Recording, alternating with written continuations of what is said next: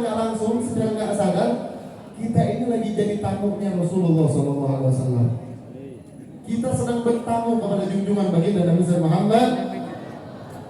Banyak riwayat yang menjelaskan bahwasanya di mana membaca maulid, maka Rasulullah hadir di tengah-tengah tersebut.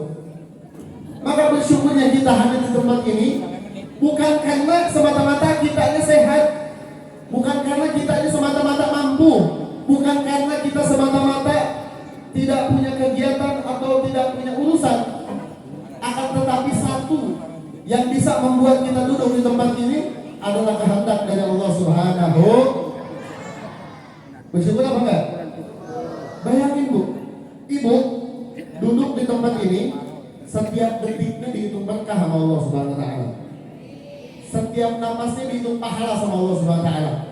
Karena duduk di tempat ini tidak lepas dalam hati kita selalu berzikir, mengingat kepada Allah Subhanahu.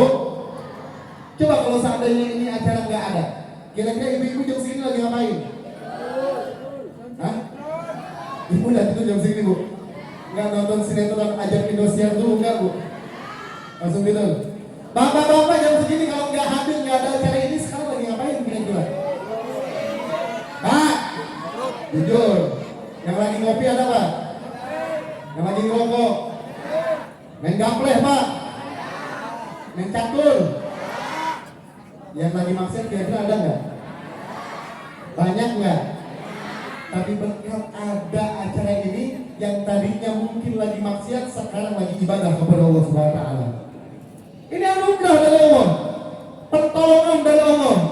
Maka kita harus bersyukur kepada Allah. Kita yang dipilih untuk hadir menjadi tamu baginda Nabi besar Muhammad. Luar biasa, luar biasa. Coba kita merenung, kalau seandainya yang dipilih sama Allah, yang hadir ke tempat ini adalah orang lain, tetangga kita misalkan, atau teman kita yang hadir, kitanya nggak hadir, rugi. Tapi kita hadir di tempat ini menjadi tamu keistimewaan baginda Nabi besar Muhammad.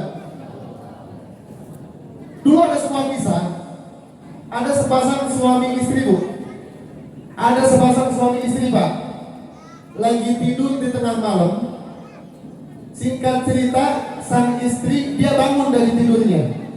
Begitu sang istri dia bangun, dia punya keinginan, dia pengen melaksanakan sholat, pengen melaksanakan qiyamul lail, pengen melaksanakan sholat tahajud, ingin menghadap kepada Allah dan ingin bermunajat kepada Allah Subhanahu wa taala.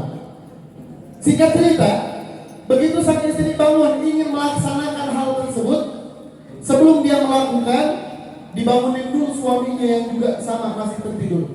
Dibangunin suaminya nggak bangun-bangun, dibangunin lagi suaminya nggak bangun-bangun, sampai akhirnya sang istri dia berdiri bangun dari tempat tidur, dia ambil air wudhu, dia gelar sejadah, lantas dia melaksanakan sholat tahajud. Begitu setelah melaksanakan sholat tahajud di tahiyat akhir, sebelum dia mengucapkan salam, sang suami bangun. Sang suami bangun dan dia menyaksikan sang istri sedang melaksanakan ibadah tahajud. Begitu disaksikan sang istri, beliau mengucapkan Assalamualaikum warahmatullahi wabarakatuh. Assalamualaikum warahmatullahi wabarakatuh. Lantas beliau mengangkat kedua tangannya dan dia mengatakan, Allahumma bihabbika li illa ghafartali. Ya Allah, demi kecintaan kamu kepada aku, tidaklah kamu mencintaiku terkecuali kamu ampunkan segala dosa-dosaku. Suami yang menyaksikan hal tersebut kaget, ditegur sama sang suami. Wahai istriku, aku barusan mendengar engkau mengatakan demi kecintaan Allah kepadamu.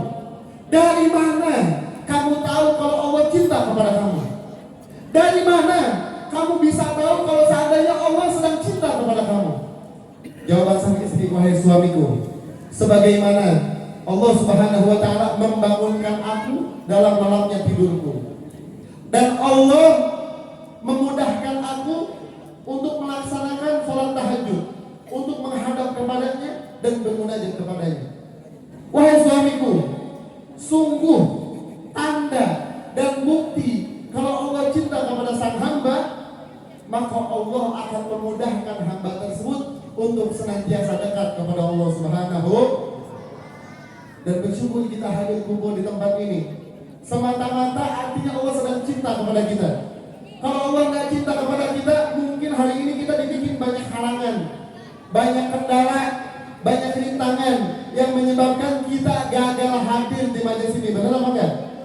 Benar apa enggak? Kalau seandainya Allah tidak izinkan kita duduk di tempat ini, pasti ada aja alasan buat kita nggak hadir ke tempat ini. Tapi dengan duduknya kita semua di tempat ini menandakan bahwasanya Allah sedang memperhatikan kita, Allah sedang memandang kita, dan Allah sedang memberikan cintanya kepada kita. Dan semoga kita semua senantiasa dijaga oleh Allah Subhanahu wa taala, dilindungi oleh Allah Subhanahu wa taala, disayang sama Allah Subhanahu wa taala. Dosa-dosa yang kita punya mudah-mudahan Allah hapuskan semua dosa-dosa kita, dan Allah tambahkan kebaikan untuk kehidupan kita dunia hingga akhirat. Amin ya Allah ya Rabbal